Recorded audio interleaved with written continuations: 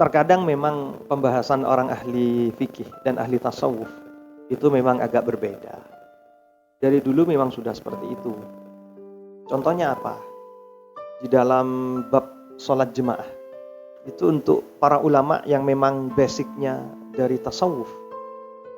Jadi kalau ada orang mau sholat jemaah, tapi kalau sholat jemaah sekarang dia tidak bisa khusyuk. Kalau masih menunggu sampai 15 menit, sholatnya bisa khusyuk, tapi tidak bisa berjemaah karena jemaahnya sudah selesai.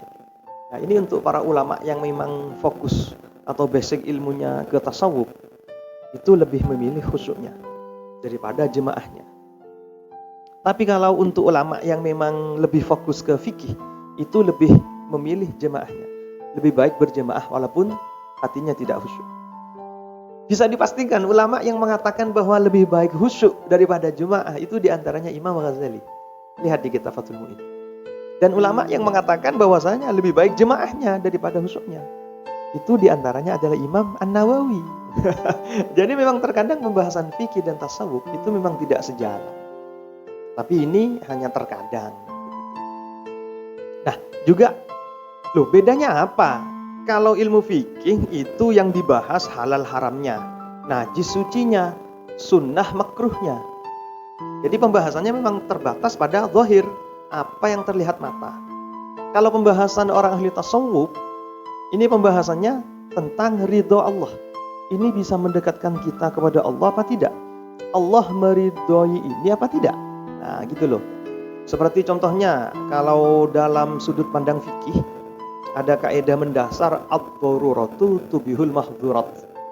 Sesuatu yang sudah darurat maka bisa menghalalkan sesuatu yang haram. Jadi kata orang ahli fikih, kalau memang ada orang punya penyakit dan tidak bisa disembuhkan kecuali menggunakan barang haram, katakanlah minum alkohol, minum bir gitu. Kalau alkohol kan lebih umum soalnya, ada yang memabukkan, ada yang tidak. Nanti pembahasannya kan seperti itu. Jadi ada orang sakit, memang tidak ada obatnya kecuali minum khamr, minum bir. Ini kata orang ahli fikih, bisa, boleh diminum. Kenapa? Karena darurat. Tapi untuk orang ahli tasawuf, kaidah seperti ini tidak berlaku. Kata orang ahli tasawuf, bagaimana mungkin kita bisa sembuh dari penyakit yang Allah turunkan kalau kita mengkonsumsi sesuatu yang Allah haramkan? Nah, begitu. Termasuk sekarang lagi hangat masalah vaksin yang katanya ada yang mengandung babi. Ini kalau kita pandang dari sudut pandang ilmu fikih, tidak apa-apa digunakan itu. Kenapa? Ya karena darurat. Dunia sekarang sedang pandemi. Satu-satunya jalan untuk selamat adalah vaksin. Dan di antara vaksin ada yang mengandung babi. Jadi karena sudah darurat. Karena kalau menunggu yang gak ada babinya mungkin waktunya terlalu lama. Atau keburu kadaluarsa. Jadi secara sudut pandang fikih ini boleh digunakan, tidak haram. Tapi apakah ulama ahli tasawuf juga berpendapat seperti itu? Gitu loh. Jadi kata orang ahli tasawuf, bagaimana mungkin kita bisa selamat dari penyakit yang Allah turunkan kalau kita menggunakan bahan yang Allah haramkan? Nah, jadi kata orang ahli tasawuf, walaupun itu tidak haram disuntikkan ke tubuh kita, tapi konsekuensinya ada. Bisa jadi nanti doa kita tidak diterima oleh Allah. Ibadah kita sah, sholat kita sah. Tapi apakah pasti diterima oleh Allah? Karena di dalam tubuh kita mengandung unsur babi. Nah, ini yang dibahas oleh orang ahli tasawuf. Jadi kesimpulannya begini, ahli fikih dan ahli tasawuf ini terkadang memang tidak sependapat di antara beberapa hal. Tapi secara garis besar itu sudah pasti sependapat. Tapi memang di antara beberapa hal tidak sependapat.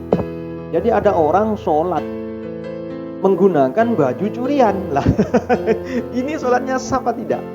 Untuk orang ahli fikih ini sah. Kenapa? Karena sudah memenuhi syarat dan rukun sholat. Yang penting suci, yang penting punya wudhu, hadap kiblat. Rukunnya dilakukan semua, dari takbir sampai salam itu sudah sah. Tapi untuk orang ahli tasawuf, walaupun sholatnya sah, apakah Allah menerima ibadah yang seperti ini? Lah, begitu loh. Jadi untuk fikih sah, sholatnya tidak harus diulang, tidak harus qadha. Tapi untuk orang ahli tasawuf tidak sah. Bukan tidak sah, tapi untuk orang ahli tasawuf ini tidak diterima oleh Allah. Mudah-mudahan kita bisa mengambil kesimpulan dan keputusan terbaik saat pandemi seperti ini. Mana pendapat yang akan kita ikuti, silakan diikuti. Mana pendapat yang kontra dengan pendapat kita, ya jangan diikuti. Itu yang penting, tidak saling menyalahkan.